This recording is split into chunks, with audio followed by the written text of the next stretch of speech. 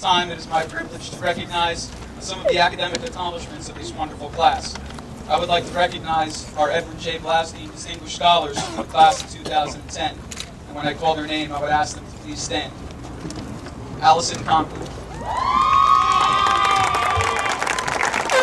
Brittany Hunter. Michael LeGreg. Jessica Malone. Joseph O'Connor. Justin Ondraw. Betty Ann Ross. Lindsay Shanks. Andrew Sumner. Crystal Newman. And Brandon Wang.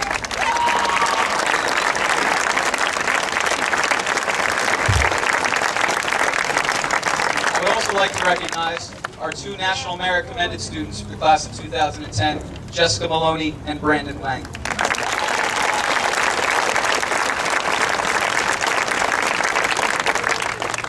And as the graduates processed in today, you may have seen them wearing, some of them wearing cords. The yellow cords represent members of our National Honor Society, and the red cords represent members of our World Language Honor Society. At this time, will the members of the National Honor Society, World Language Honor Society, please stand.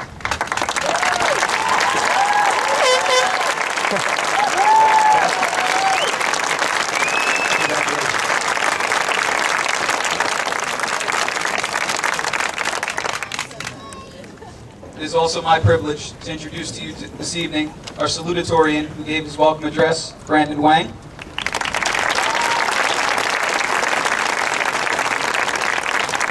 And the class valedictorian, Michael LeGreg.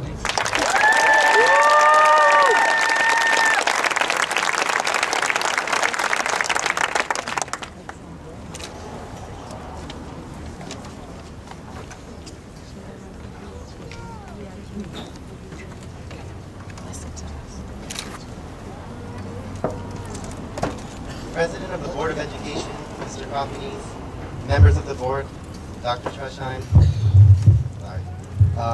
Mrs. Winning, Mr. DiGeronimo, members of the Town Council, our administrators, our faculty and staff, parents, guests, fellow graduates, welcome. I have a theory about the education process. In elementary school, there is more individuality, and we are less afraid to be who we really are.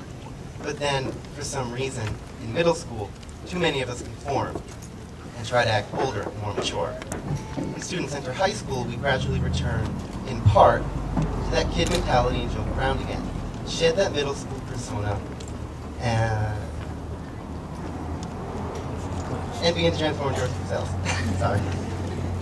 And isn't that how we should be, ourselves? Being weird or different is perfectly fine. Who says being normal is what we should aspire to? Cecile Beaton, an English photographer, once said, "Be daring, be different, be impractical. Be anything that will answer integrity of purpose and imaginative vision against the played safers, creatures of the commonplace, slaves of the ordinary." Don't just play it safe because it may be easier. Don't be what everyone else is. Don't be ordinary. I think that we have achieved that goal, and through that, we have achieved so much more. Take a second and look back to see how we have developed our own identities through what we have faced. Remember our first midterms and that dreadful month-long period that they spanned?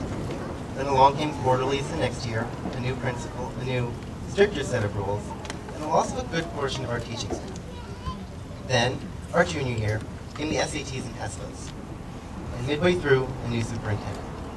Finally, this year, the schedule change is something vastly different from our old 9-period schedule.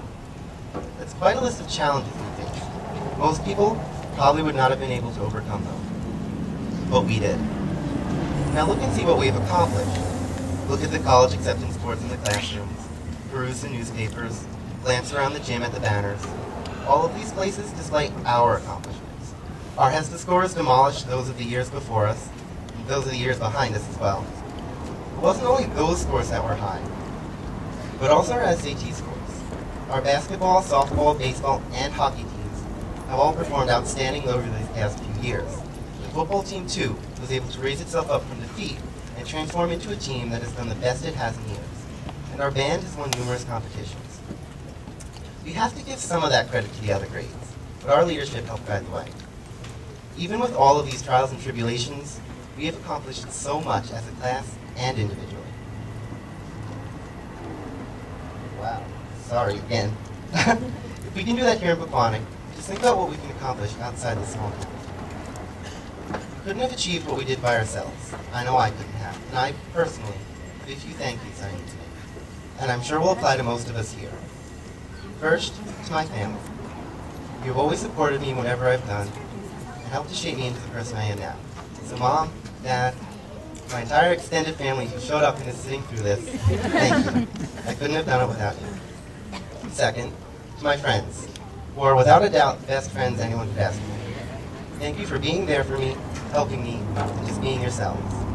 Finally, thank you to my teachers, old and new. Thank you for believing in me, sharing your knowledge, without which I wouldn't be here.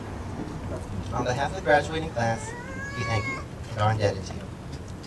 I started off this speech by detailing my view of how we develop as individuals over the course of our school careers prior to college. Now let me share with you what I have perceived as a college. People don't regress back to that middle school. If anything, they become even crazier than they were in high school, and they fully become who they are. I'm not sure how many of you guys have gone to your college orientation or have visited friends at college, but from what I've seen, this is true. We don't know what will happen in the future. A wise professor from my favorite book once said, "The consequences of our actions are so complicated, so diverse, that predicting the future is a very difficult business indeed." It's hard to tell what's waiting for us, but we know that we have left something behind, a legacy at our school that we will never forget. So when you go to college, work, do your best, and try to attain the future you desire, but also become who you want to be, not who others want you to be. Don't be a slave to the ordinary. With that, I would like to wish everyone good luck next year. I'll know you all too well.